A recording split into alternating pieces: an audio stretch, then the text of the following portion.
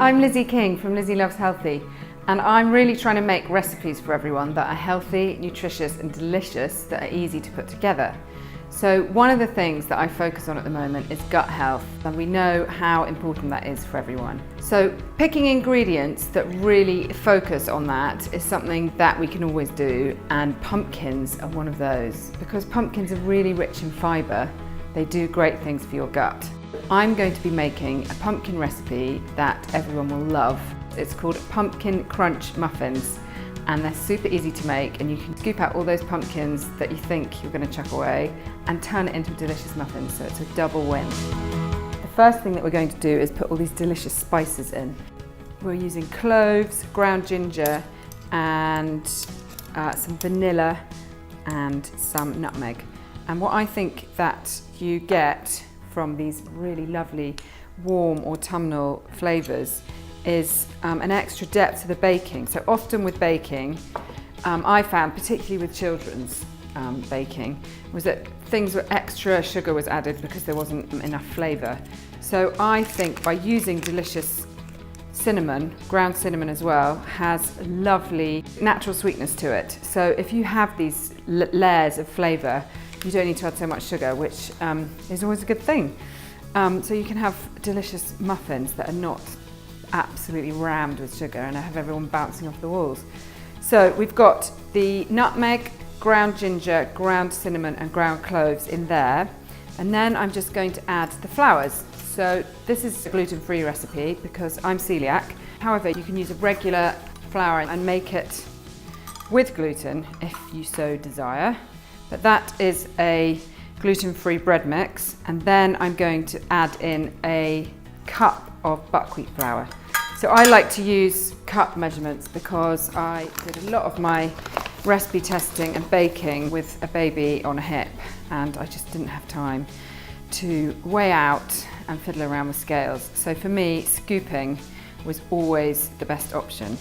But do put it all through a sieve, which means you are going to be much less likely to have lumps and bumps to deal with. We are just sifting that through there and all the spices and delicious flavours. We're then going to add the raising agents. So we're going to have a bit of bicarb and a bit of baking soda just to make sure we get that lift. Then we're going to add our pinch of salt. And next we're going to do the wet ingredients. So we're going to put that aside and we're going to add 2 eggs to a smaller bowl, and we're just going to whisk them together.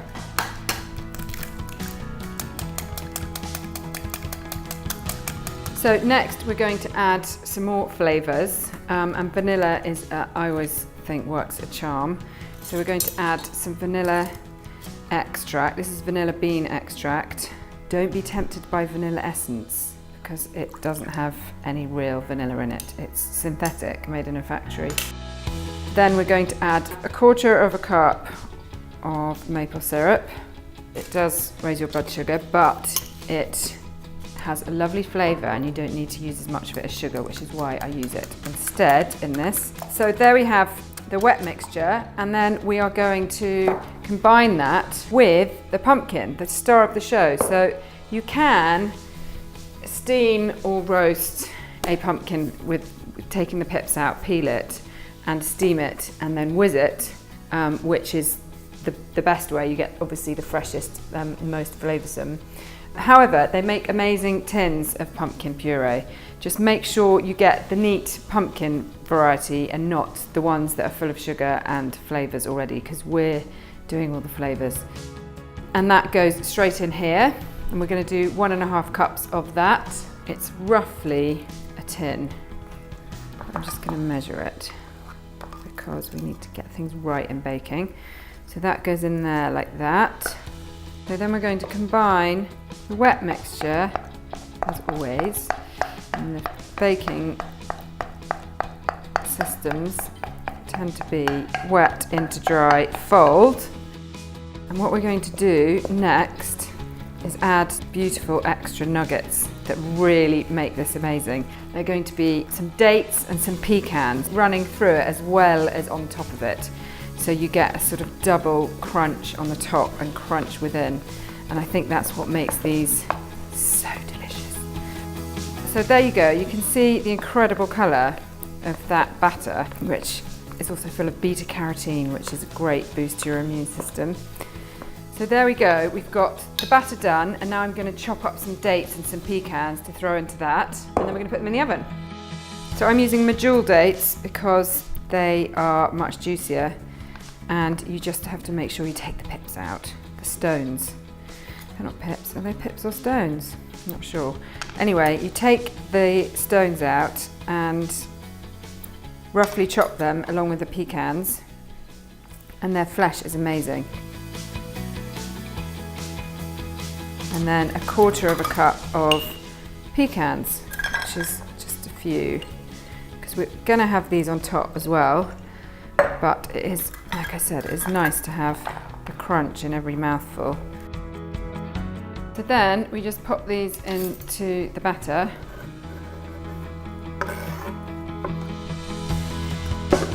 Fold it through, and they're ready for the oven.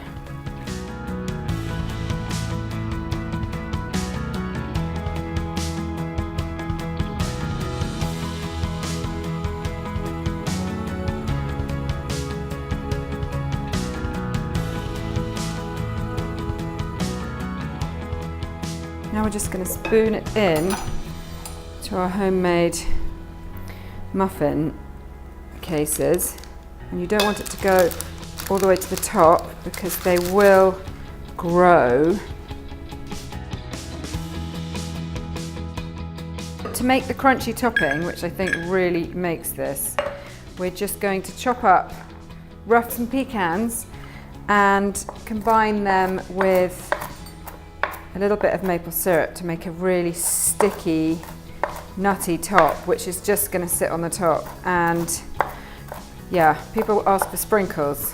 These are so much better than sprinkles, and they taste of sort of nutty toffee apples. So that is just going to go into a bowl with a tablespoon of maple syrup, which again adds so much flavour. And we're just going to combine that so that the nuts are coated in the maple syrup, which makes them go a delicious stickiness. And then we're just going to spoon that a tiny bit onto each muffin. So then they just go into the oven at 180 for 15 to 20 minutes, but have a little check on them after 15 minutes.